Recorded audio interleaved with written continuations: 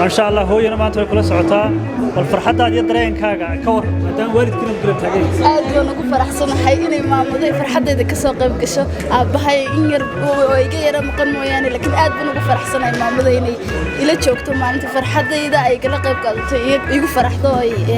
عن هالكسوق قرصي ذلك كذا يعني أن تصينا أنا خسارة أنا فرحسنا يقول فرحسنا هاي دقة وحبرشين كقولستي وحنلاقي هاي أرضيدا سومالان أردن ددالة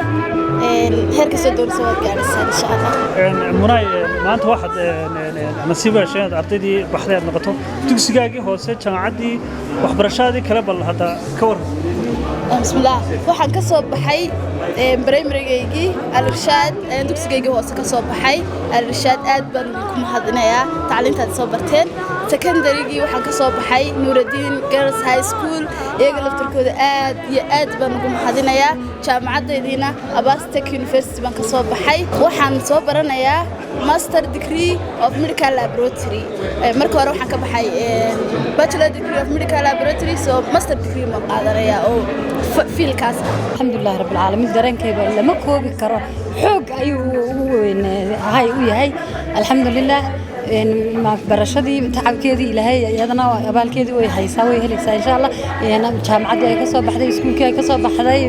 هذا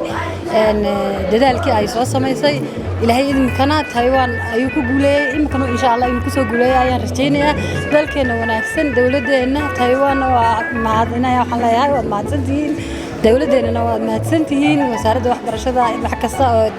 برصاص كستوي صامرة. ما يقعد خمس سنين مصير وحن كسب على جامعة جوليس المجال هرجيسان كل يريد فيه كوبات يريد فيه إلى بعض وحن إن شاء الله صوت يعني يا PhD for civil engineering أما شهادة دكتوراه كأ نقول صوت قادم دورنا إن شاء الله civil engineering هم مركي جهرنا عن كذا نشبيه وحن كده يوم دورنا جامعة كتلا مجال ما أخذ لبعض ودنا كتايوان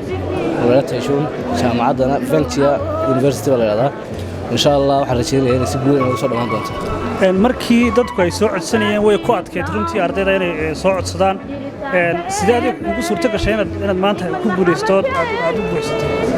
waa su'aal aad u wanaagsan oo inta badan waliba social media hay badan dhex socotay anigu maalintii aan application-ka dhammaystiray ee aan geeyay safaaradda waxa ii xigtay maalintii la yeelay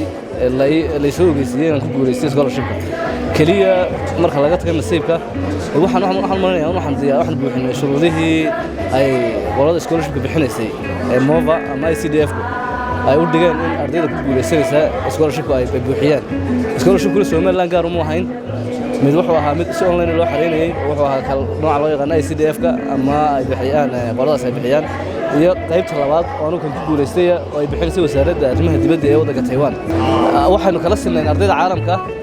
oo sida aan wax ku hayno waxa ay sanadkan oo kaliya scholarship siinayeen dawladda Taiwan oo adduunka oo dhan ka kala imanaya ku dhawaad 13 qof ama 13 arday marka taa macnaheedu waxa weeyaan in anigu sida aan idin sheegay procedure-kaas ma buuxin mooyaane de waxa baad ka garan kartaa markaan ilaa maalintii aan geeyay safaaradda aan dhammaystiray wax shaqo iyo wax amal miyaad haysay mise arday imka jaamacadda ka soo baxeen baa heedo masterkiisa labaad diyaarinaya master ma diyaarinaya waxaan diyaarinaya PhD imika waxaan ahaa shaqaale dawladeed waxaan ka shaqaynayay dawladda hoose Hargeysa oo ugu magacawnaa city engineer-ka ama engineer-ka guud caasimada waxaan xaggan aad ugu mahadnaqayaa ama ka faa'iideysanaya su'aasha aad weydiisay wanaageeda maamulka guud ee dawladda hoose oo ugu horeeyo maayirka caasimada Cabdikariin Axmed Mooge maayirka xigeenka anu markii hore Suudaan waxa ka soo baxay electronics engineering isgaarsiinta laakiin marka waxaan dhiganayaa waxa weeyaan muxuu hayay wuxuu la artist wuxuu la xiriiraa muxuu hayay madxafka qaranka marka wadankeena qof madxafka qaranka museum curator wax la yiraahdo qofkii gallery-ga dhisayay museum manager research ka sameeyay fundraising ka sameeyay يعني I don't think ما أكيد قف صومالي أو museum curator كجرانيا that's why I كلفتين عن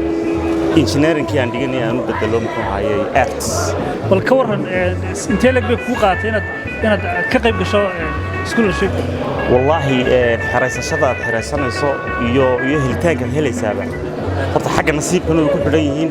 إن عكلنا وحكي كده حريين درجة الشهادة القرآن أنا أرديد السكندرية دوس الرسالة كملها 2003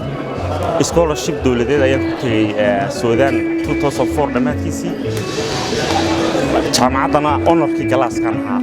marka waxa weeyaan haddii darajadaadu sarreyso recommendation letterka aad qorantay iyo waxaasina wanaagsan yihiin inaan markaa helayo ayaa qofku helaya fududaanaysa waxa weeyaan intaan qofku xiraysan inuu prestige fara badan uu sameeyo anu for the last 2 days baan xirayeyba intii oo dhan waxaan baadhayay bal waxyaabo badan ayaan isku geeyay mise sanad doonaysaa inaad maqnaatood waxbarashadu qaadanaysaa aniga waxay qaadanaysaa jaamacad ahaan waa 2 sanadood laakiin sanad Chinese aan dhiganayaa sanadka hore oo luqadda Chinese ayaan doonay Mandarin language marka waa 3 sanadood maxay idinku qornaa English aad ku qaadataan mise may Ingiriis baan ku dhiganaa imikadan waan geli karayay jaamacadda markiiba waan bilaabi karayay markaas si aan wadankii garanaysayo ula qabsado luqadiisina u barto ayaan door biday way khibradii hore Suudaan aan ku tagay ayaan ka faa'iiday inaan sanadka hore aan luqadda yara barto Chinese-ka dan sanadka labaad السلام عليكم magacaygu waa Xuseen Maxamed كيمي magaalada Laascaanood walaal waxaan soo baranayaa medicine waxaan ahay ardayga kaliya ardayda hadda maanta tagaysa digriga insha Allah waxaan rajeynayaa inaan ku guuleysto markaan soo laabtana dalkayga ku tago markii hore jaamacad oo soo dhigtay laakiin saad digri baan tagay jaamacadda waxaan ka soo baxay xanaanada xoolaha ee magaalada Sheekh laakiin veterinary baan ka soo qaatay laakiin saad waxaan door bidaan digri kala qaato medicine si feer waan u helaan in la soo marin inna wax igu tarin anigu dar myself aan xaraystay taasaan ku helay ma sha Allah magacaygu waa Maxamed Cabdulla Asmaan I am from waxa ka yimid Arigabo Sanaag anigu background-kaygu waa health science ama caafimaad inta waxaan soo diyaarin doonaa master of international health development ama horumarinta caafimaadka caalamiga iskuulka Shaafici secondary school dugsiga sare dugsiga dhexna waxaan ka soo baxay Surud primary school jaamacadda waxaan ku qaatay Hargeysa Abarta Tech University ma sha Allah lifetime opportunity weeyaan ama fursad suugaynay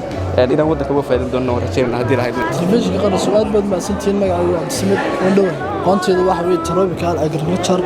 aan aad u xiiseynay in badan banay wax xiiseynay tropical agriculture